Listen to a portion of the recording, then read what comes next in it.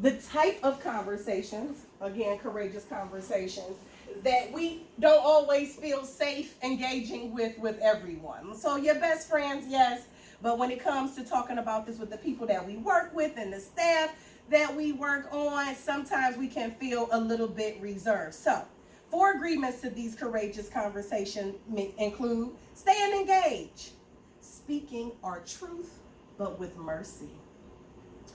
Again, I'm gonna need you to lean into that discomfort, and you gotta know, expect and accept that we will not always reach closure with all of our courageous conversations.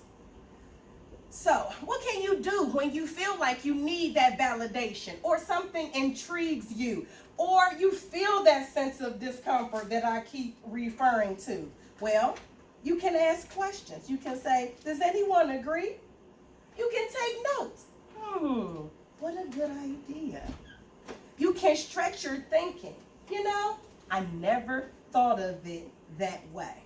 So you will have moments where you feel like you need to be validated. You'll be surprised, or you experience discomfort. And these are some ways to help you work through that as we collaborate today.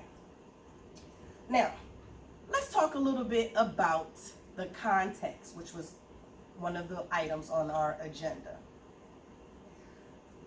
So, I'm going to now talk about the research and the data that supports the UnboundEd approach, okay, with equality and GLEAM instruction at the heart and center of the work. So here's the nation's report card on math proficiency. 41% of 4th grade students, okay, performing on grade level. In mathematics, we're speaking of 34% at 8th grade. So actually there's a decline from 4th grade to 8th grade in mathematics, and then it declines even further by the time they reach 12th grade, okay? At that point, we're all the way down to 24%. That's less than 1/4 of the people walking around, okay, that are on grade level by the time they graduate high school in mathematics. Now let's take a look at the ELA proficiency report card for our nation. 35% of 4th graders reading on grade level. Slight decline by 8th grade to 34%, and a slight increase by 12th grade to 37%. I don't know about you, but I'm still not happy with these numbers, okay? I would like to know that more than 37% of students are graduating on a proficient reading level, especially when they're gonna be my hairstylist, my dentist. I'm getting old, right? All the young people gonna have the jobs. I want to believe that they have the mathematics, okay, and reading proficiency that they need to be at least on a high school graduate level. I don't know about you, but you can tell me how you want your burger served at McDonald's. So here's the problem, okay? There is a big gap. So look at this. 82% of teachers, okay, support the contents of their state's academic standards. So that's most of the teachers. They know that there are state standards, there are national standards, and they are in support of using them. 82%. Now, I don't know what's happening with those other 18%. We'll have to do a little bit more research and find out what in the world they're doing later. But most of them are on board and doing the right thing. However, if you look at that 82% that are using the standards and embracing them, when we think about our mindset, only 44% of them believe that their students can be successful with it. I'm going to give you that to think about for a minute. 82% of the teachers say, yes, these are the standards I'm going to teach from, but only 44% actually believe that their students can achieve them. And mindset is everything, right?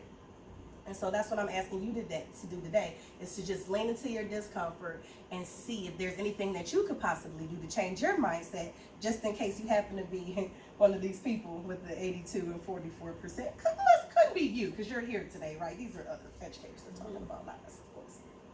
So let's look at this data a different way.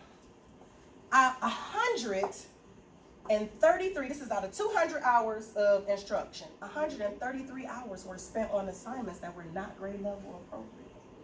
Out of 200 hours, only 47 hours are spent on assignments at the appropriate grade level, bringing the appropriate level of rigor for those students. Okay. When looking at segregated classrooms, classrooms with mostly white students tended to have 54% more grade level assignments than classrooms filled with children of color. 4 times more grade level lessons, 4 times more. And 23% more experiences were viewed as engaging. And that engagement piece we're going to talk about, because that is also a part of that GLEAM hypothesis that we support here at UnboundEd. So, do you have any initial thoughts or anything about, especially about these last few slides where we looked at the research in our nation's report cards? What's your initial thinking?